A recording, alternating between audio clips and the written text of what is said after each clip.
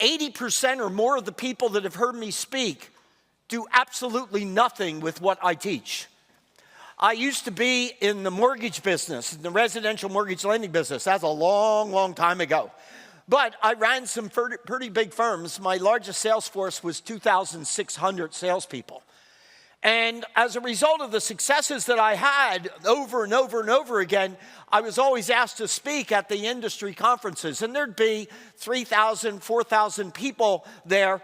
And they'd give me an hour and a half or so. And I would just rip through and just give everybody as much as I could give them. And my sales guys would grab a hold of me afterwards and say, "What the hell are you doing, man? Like, shouldn't you, let's keep this shit to ourselves. I mean, these are the guys we're competing with." And I'm going, "Oh, don't worry about it. Nobody's going to do shit with it." Like, do you think I'm that fucking dumb? Look, do you not know what I'm doing up here? What I'm doing is I'm recruiting. You see, I'm trying to figure out, hey, of all these 3,000 people, I want to impress the shit out of everybody there such that I'm going to get the registration list and the contact information for these 3,000 people. And every time I visit a city that they're in, I'm going to dial them up and say, "Hey, breakfast, lunch, or dinner, you got time that you can make for me?" And I'm going to recruit the best people in that audience, and they're going to meet with me because they were impressed with what I did that day. I'm not worried about the people sitting there listening to this stuff because they don't do shit. I'm not recruiting today. That ain't what I'm doing. I don't have a single employee, and fuck it, I don't want one. But you need them. You want to grow your business? You need them. And that's where I start.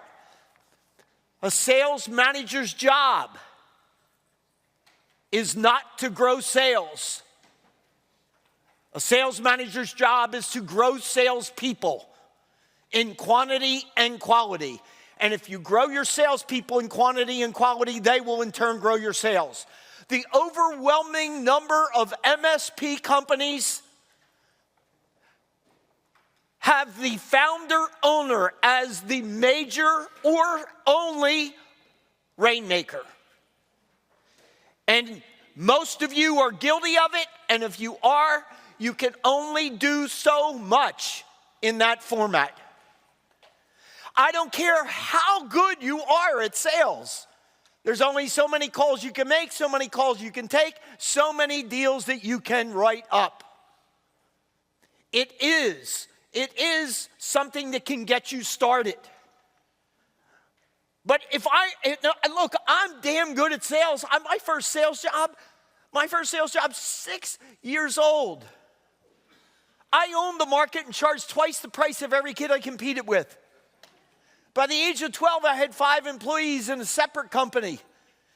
What I learned is this: no matter how good I am at sales, there just isn't enough time to grow my business. But if I could hire 5 people and say, "Go bring in business, and let me show you how to bring in business," even if they were half as good as me, 5 of them would be 2.5 times what I could do. And what if instead of it was 5, how about if it was 10? What would your individual company look like if you had 20 salespeople? Even operating at 20 to 25% of how good you are. Run the numbers and look at the size of your company. And so, a sales manager's job is to grow salespeople in quantity and quality. So here's the challenge. Who's the sales manager in your company?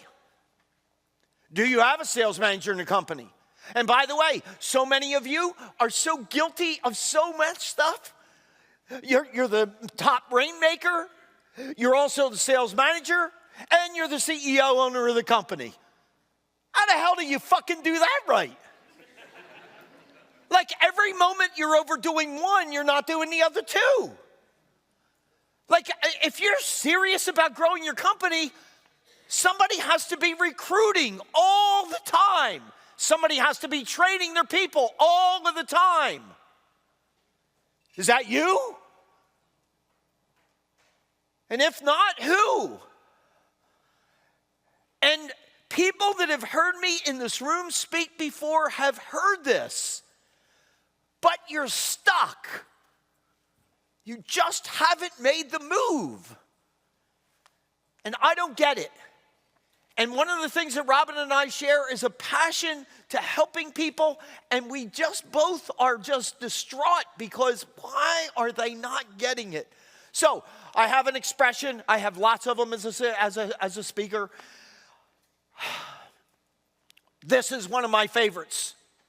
It hurts every time I say it, but the hurt brings me success. Sports teams are run better than most businesses. Sports teams are run better than most businesses for 3 reasons. Number 1, they have a playbook. They have documented plays to move them towards success. For us, that is, we ought to have a sales playbook. We don't need to hire 5 people. If we're the chief rainmaker in our company, we don't need to hire 5 people and have each one of them make new shit up. You've already figured out what the plays are. You figured out the words. You figured out the answers. You figured out how to go about it. And so, have your playbook and follow the playbook.